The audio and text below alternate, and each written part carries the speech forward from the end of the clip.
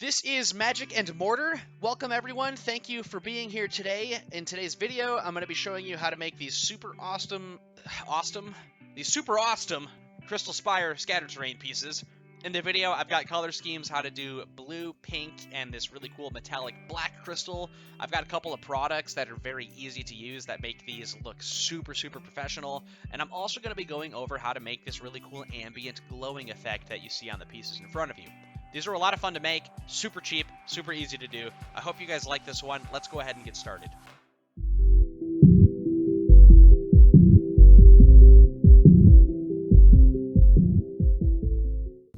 We're going to start with a styrofoam base. There's not much to cover here. Just know that it is going to be 1 square inch. Go ahead and measure it, then cut it, and let's move on to the good stuff. The first cool product in our Crystal Spire Scatter Terrain is the crystals themselves, You can pick these up from a craft store. I get mine from Hobby Lobby, and I do that because you can buy them in the jewelry section. They come strung together like a necklace. They're normally like $9 or $10 for a string of about 12, but Hobby Lobby is really cool, and they have a rotating half off discount on all their jewelry. So if it's not on sale this week, it'll be on sale next week. You could go pick up a string for yourself. You see $11.99 on my screen. I promise you I bought that for $6, and I probably got about 14 pieces off that string of necklace. Or you can just go into the lawn and garden section and get a bag of these plastic pre-made crystals, which are still really cool, and we'll be using those as well in today's video.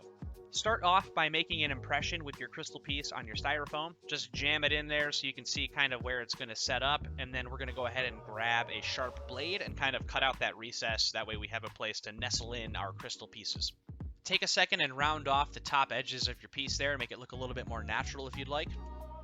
And just like that, we are already onto our all-purpose joint compound drywall mud phase, which I have hereby and henceforth decided to officially coin the phrase for this step, magic and mortaring. It's a lot to say. I don't like saying it. Plus, all the other cool YouTubers get their own thing, and I want to have mine. So if you're now going to apply all-purpose joint compound to any of your pieces, you just magic and mortared. Congratulations. That's all I have. Next step. Now this is just me being extra, or I could justify and say this is me trying to make a really good professional looking piece. Go ahead and sand off the bottom of the drywall mud because we don't want this to be a wibbly wobbly on the table. Just sand it off, make it nice and level. It takes like 20 seconds. After you do that, go ahead and reach for your Mod Podge acrylic paint mixture. This is what I'm talking about. See, this is Black Magic Craft's thing, and now I've got mine. So we'll brush on a layer of the Black Magic Craft, and then we'll be ready for the next step. Take your crystal pieces and push them back into those original impressions that you left. The piece is we're adding layers to it, so the impressions that we had initially left there are getting more and more narrow. Stretch them out a little bit before we move on any further. Cool product number 2, Rust-Oleum American Accents Stone Texture Finish. All right, this is a spray paint. You can find it wherever there are paints at your local stores. Go find it. It's a spray paint. It adds a very cool textured finish effect. That's why that's what it's called. Anyways, we're going to be applying this to our piece next. Really quickly, before we actually apply the spray paint, there is a technique that I need to tell you about. If you are going to use this spray paint normally, it'll come out very fast, very violently, and blow all the textured paint away. We want to hold the button down about halfway, and it's going to make this weird sputtering sound. But that's what we want, because that's going to go ahead and allow us to texture the entire piece without any of that texture being blown away from the accelerant. Make yourself a little pretend spray booth. Make sure it's well ventilated. I've got a window with a fan right next to me and some cardboard walls. Go ahead and just add a layer of that spray paint.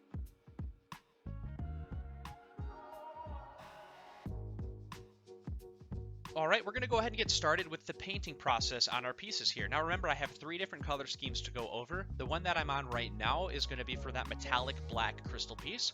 I'm starting with a gold base coat. Keep in mind, a lot of this base coat is going to get covered up. So it's really not a huge deal to do this, but some of the gold flecks might kind of show their way through, and that's kind of what I was trying to achieve here with that ambient glowing effect.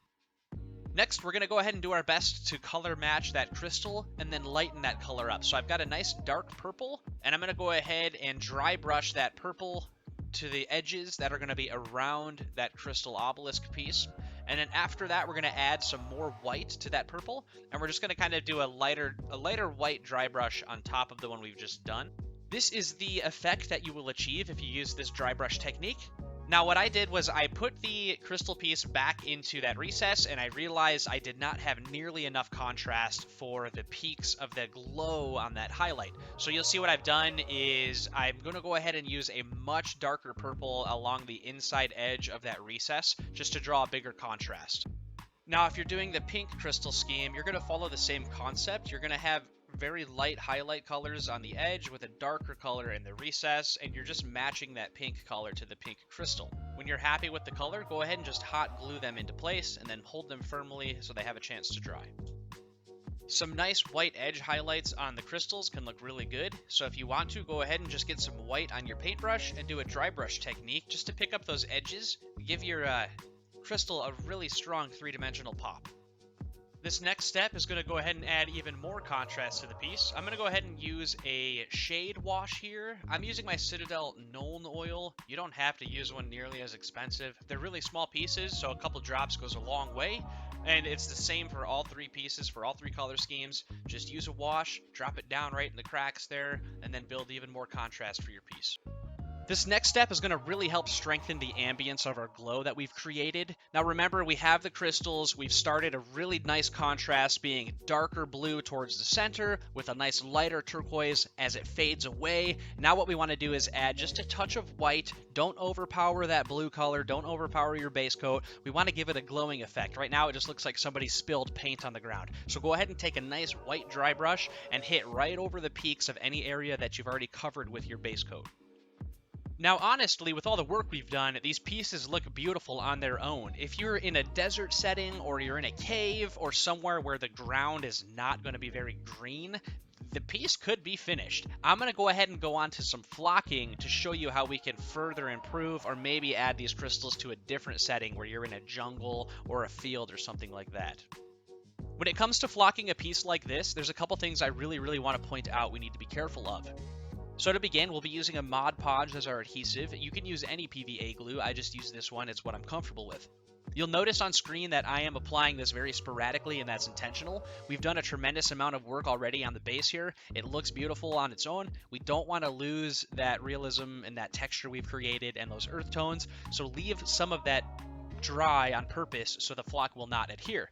Also, that ambient glow we've spent a tremendous amount of effort on as well. We don't want to cover that up either. However, adding a little bit of flocking to that ambient area is a good idea because we're going to be doing one last dry brush. And if you have some flock and you dry brush on top, it kind of adds very realistic shadows where the light would not hit in the first place. So it's a really simple technique that adds a crazy level of detail when it comes to flocking a piece with ambient glow like this one. Now, personally, I really love adding some foliage, some shrubbery to my pieces. It's a really easy step that adds another level of realism that doesn't take hardly any talent at all. So what I do is I take a bit of tree moss, just rip it off, put a bead of hot glue on there, and then press it into the piece wherever I want it to stay.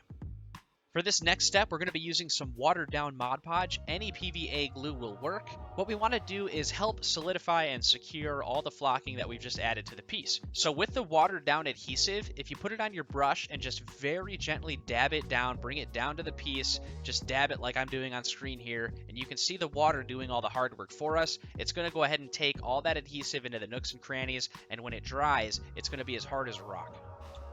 Here you have two of our pieces nearly finished. What we want to do now is to really accentuate the ambience, that glowing crystal effect. We're going to do one final white dry brush, and now this time it's going to pop extremely well because of that flocking that we've added. Now that flocking is as hard as rock. It's honestly as coarse as sandpaper. So if you're taking a white dry brush to the flocking after that Mod Podge, it's going to go ahead and add a really nice white glowing effect to our crystals here. Lastly, I can't forget about the little bush that we added. It needs to have some glowing effect as well because the light source would definitely hit that shrub. I'm going to go ahead and blend with my dry brush and a little bit of that cool blue color at the same time. So I put the blue on, I'm using the dry brush, and I'm just kind of moving that paint around into the bush. And that is it. That concludes our tutorial on how to do a Crystal Spire scatter terrain piece. So now you've learned 3 different color schemes, where to get the products, how to put them together, 2 different styles of base for 2 different kinds of terrain, and how to add a really cool ambient glowing effect to your terrain. You can apply that to anything. It doesn't have to be a Crystal Spire, though it looks really neat when it is. Anyways, thank you guys so much for watching. I had a blast doing this one, and I hope to see you at the next video. You have a great day.